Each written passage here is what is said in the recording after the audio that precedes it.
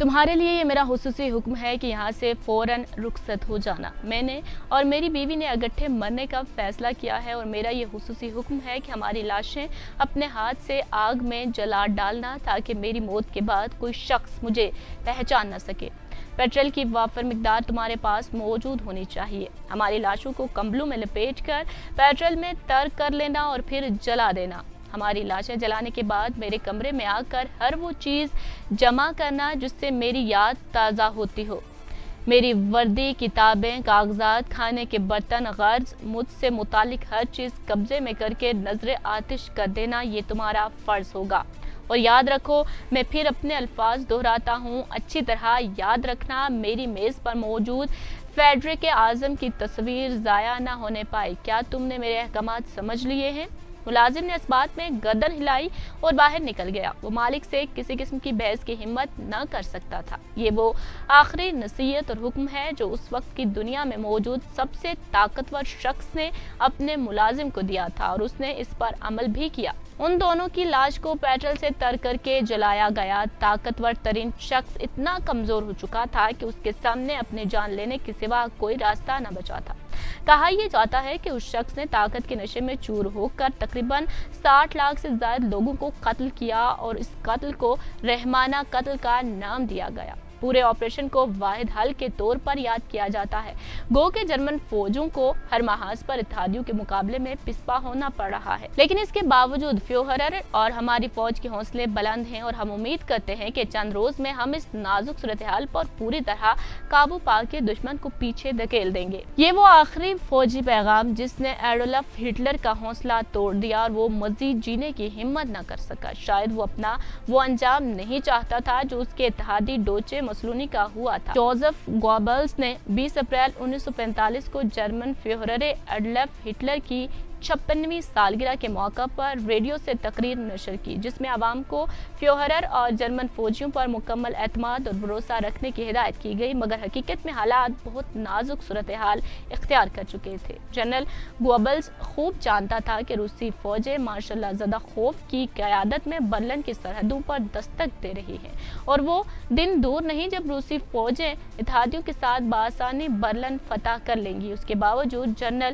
Goebbels اپنی تقریر میں عوام اور فوج کا حوصلہ بلند رکھنے کے لیے خود فریبی کا شکار ہو رہا تھا، لیکن اب ہٹلر نے فیصلہ کر لیا تھا کہ وہ کسی بات سے اپنا حوصلہ نہیں بڑھائے گا، چاہے اسے یہ کہہ دیا جائے کہ وہ جیت چکا ہے۔ ہٹلر کی سالگرہ کے دن تک روسی مارشل زوہوف جرمن کے مقام پر پیچھے دھکیل کر نواخ اور دوڑ فوجوں کو برلن تک پہنچ چکا تھا۔ دوسری طرف دریائے ایلبے کے مقام پر جو برلن سے صرف 75 میل دور تھا، پیدل امریکی فوجی دستے روسیوں کے شانہ بشانہ موجود تھے۔ جرمنی 2 حصوں میں بٹ چکا تھا اور خشکی کے سب راستے اس کے لیے مسدود ہو چکے تھے۔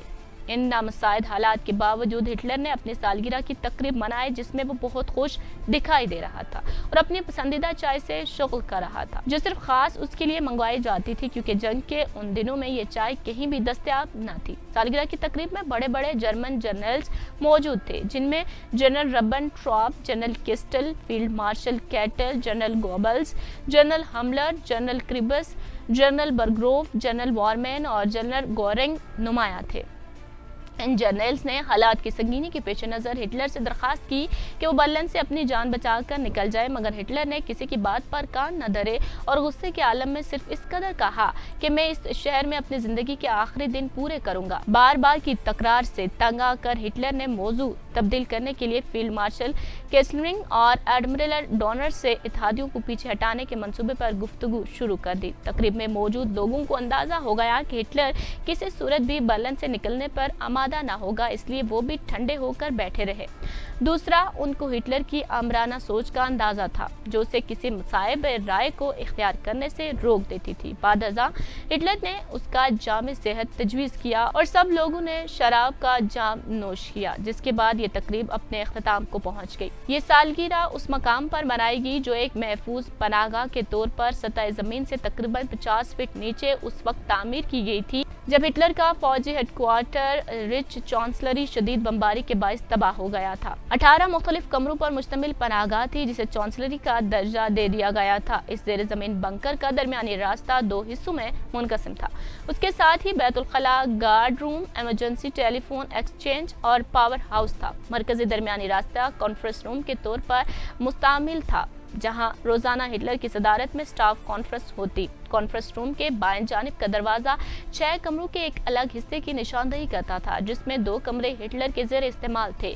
एक ख़ाबगाह, एक गुस्लखाना और एक ड्रेसिंग रूम एवा ब्राउन के कब्जे में था। छठा कमरा एक देवड़ी था जिसमें एक खुफिया हंगामी दरवाजा मौजूद था। हिटलर ने ज़ेर इस्तेमाल कमरों में से एक को ख़ाबगाह और दूसरे को दफ्तर बना दिया था। 21 अप्रैल को हिटलर ने हिफाजती दस्ता, जिसे SS कहा जाता है, के सरबराह जनरल सिटेंस को एक खुसूसी हुक्म के तहत तख्त बर्लिन में मुकीम तमाम जर्मन फौजियों की सरबराही सौंप दी और हुक्म दिया कि दुश्मन को हर कीमत पर पीछे धकेलने की कोशिश करो और उसके लिए जितना असलहा और सिपाही मौजूद हैं सबको जंग में झोंक दो। जनरल सिटेंस ने यह हुक्मनामा तो वसूल कर लिया, मगर इस हुक्मनामे पर अमल दरामद करना जरूरी ख्याल न किया, क्योंकि उसे जर्मन फौज की हालत का अंदाजा था और वो हिटलर के हुक्म को गैर जरूरी ख्याल कर रहा था। दूसरी जानिब हिटलर सारा दिन किसी अच्छी खबर के इंतजार में बैठा रहा कि जनरल सिटेंस का शदीद हमला शायद दुश्मन को पीछे धकेल दे, मगर उस वक्त तक उसको मालूम न था कि जनरल सिटेंस उसके हुक्म के बावजूद हमले में लैतो लाल से काम ले रहा है।